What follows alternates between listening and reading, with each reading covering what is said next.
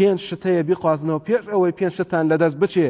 یەکێکیان چییە؟ فەرمووە فەراغەکە قەبلە شوغلێک، ئەو دەست بەتاڵەی کە هەتە بیخوازەرەوە بۆ ئەوەی کەوا کاتی شوغلەکەت کاتی ئیشەکەت تۆ ناتوانی ئەو عیبادەتانە بکەیت چکم ئیشت هەیە.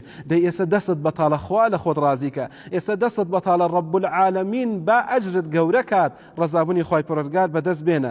و فەرمووی ڕەسوولی خوا صلی الله عليه وسلم وحیاتەکە قبل موتک، ئەو ژیانەی کە خوا پێتی داوە، ئەو تەمەن و عمرە، ئەو وەختەی خوای پەروەردگار پێتی داوە بیخوازەرەوە پێش ئەوەی مردن بەسەر تا بێ، چکم مردن بەسەر تا بێ عەمەل نامێنێ بەڵکو حیسابە، بەڵکو لێکۆڵینەوەیە، ئەمجا پاداشە بە بەهەشت یاخود بە دۆزەخە خوای گەورە هەموو لای پارێزێ لە دۆزەخەکەی. با سەیری کاتەکانمان بکەین، تەنظیمی بکەین، ڕێکی بخەین و نەبێتە کەسی نەبینە کەسێک لەو کەسانەی کە لە جەنجاڵیەک و لە فەوزایەکە بژین کە ئەو فەوزایە دوژمنی سەرکەوتنە.